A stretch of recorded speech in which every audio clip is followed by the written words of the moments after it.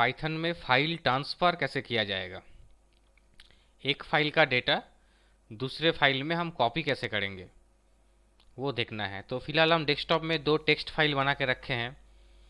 एक तो नाम दिए हम ओल्ड। ये ओल्ड फाइल को अगर हम खोलते हैं तो यहाँ पर जस्ट हम लिख के रखे हैं दिस इज़ फर्स्ट लाइन, और कुछ नहीं लिखा हुआ है। दिस इज़ फर्स्ट लाइन, एक ही लाइन लिखा हुआ है। और एक फाइल हम सेव किए हैं टेक्स्ट फाइल न्यू नाम से, new dot T x T इसका नाम होगा। ये new dot T x T में क्या है, this is second line and उसके साथ और एक लाइन है एंड लाइन बोल के एक स्टेटमेंट यहाँ पर लिखा हुआ है। ये दो लाइन है न्यू फाइल में। तो मुझे न्यू फाइल का जो डेटा है, ये न्यू फाइल का जो भी डेटा है इसको मुझे ले जाना है ओल्ड फाइल के अंदर। मतलब दिस इज फर्स्ट लाइन इसके बाद चाहिए, बाद में, शुरू में नहीं, उसके बाद में चाहिए। तो इसका प्रोसेसिंग हम कैसे करेंगे पाइथन में वो हम देखते हैं। तो पहले पाइथन खोलते हैं, स्टार्ट में जाके हम लिखेंगे IDLE। तो पाइथन का जो वर्जन है 3.7 ये मेरे पास आ जाएगा। ओपन कर लेते हैं इसको, मैक्सिमाइज, फाइल में जाके नया फाइल बना लेते हैं। आप पाइथन फाइल को भी डेस्कटॉप में सेव करना पड़ेगा, तो Ctrl+S करके सेव कर लेते हैं डेस्कटॉप में। डेस्कटॉप चूज़ करते हैं लोकेशन और फाइल नेम दे देते हैं टेस्ट। तो मेरा फाइल टेस्ट के नाम से सेव हो गया डेस्कटॉप में।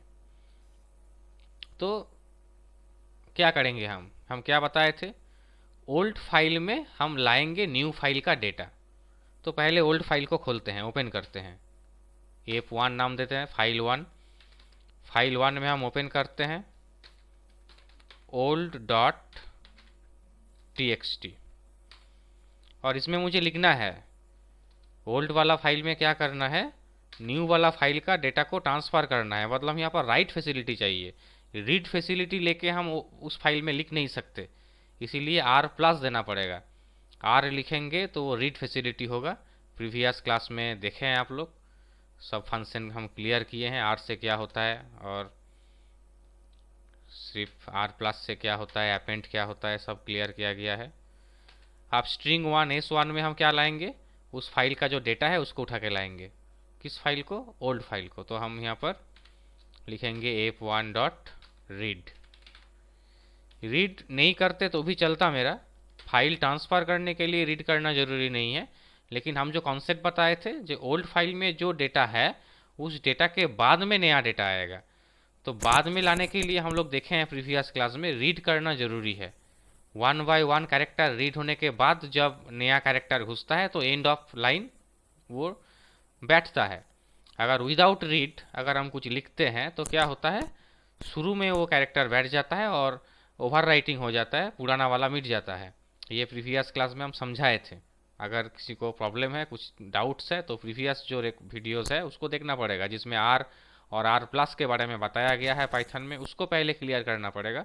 नहीं तो ये कॉन्सेप्ट क्लियर नहीं होगा जो पहले हम रीड क्यों लिखे। रीड अगर नहीं करेंगे तो डेटा बाद में जाएगा ही नहीं। रीड करने के बाद ही डेटा बाद में जाता है। हम लोग कुछ पढ़ते हैं तो पढ़ने के बाद उसके बाद से पढ़ते हैं।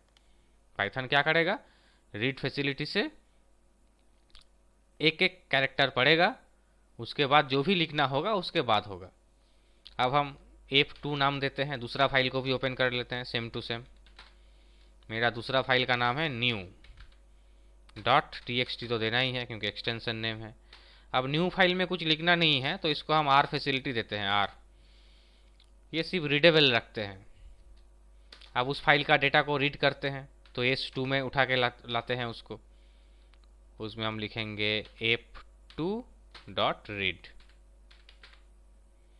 तो F2 में जो भी डेटा है, जो भी स्ट्रिंग है, वो S2 में ट्रांसफ़र हो गया।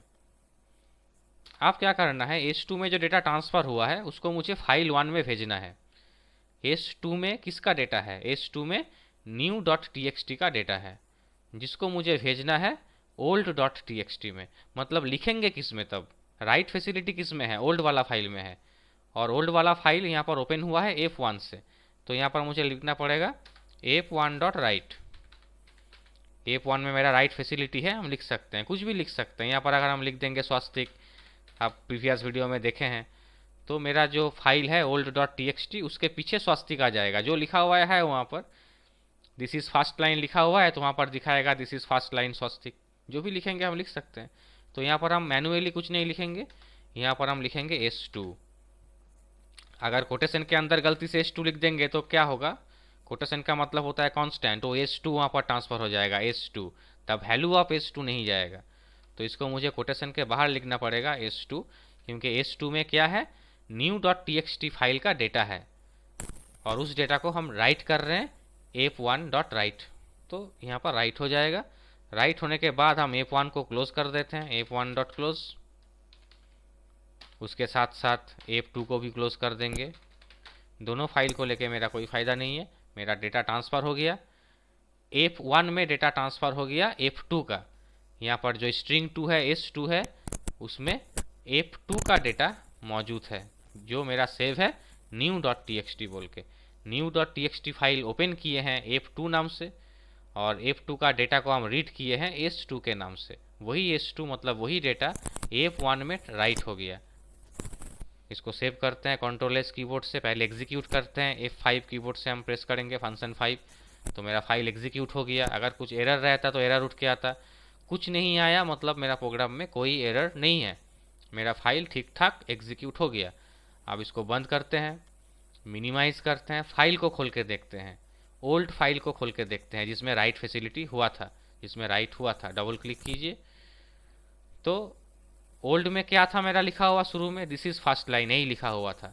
अब उसके एंड में this is second line and and line, ये दो कमेंट आ गया। ये जो दो लाइन है ये मेरा लिखा हुआ था न्यू बोल के फाइल में, न्यू बोल के फाइल में ये लिखा हुआ था, तो ये ओल्ड में ट्रांसफ़र हो गया फंक्शन के थ्रू, पाइथन के थ्रू। इसको कुछ भी समझने का प्रॉब्लम होगा तो वीडियो रिपीट देखिए, फिर से समझिए। और हम तो बोले हैं व्हाट्सएप नंबर दिया हुआ है मेरा, कुछ भी प्रॉब्लम होता है तो उसको लिखिए, व्हाट्सएप कीजिए, जो भी प्रॉब्लम होगा हम कोशिश करेंगे उसको सॉल्व करने के लिए। या जो यूट्यूब में जो कमेंट का जगह है उसमें भी आप कमेंट कर सकते हैं, जो भी समझ में नहीं आएगा, या अगर दूसरा कुछ चाहिए तो भी आप कमेंट कर सकते हैं। Thank you.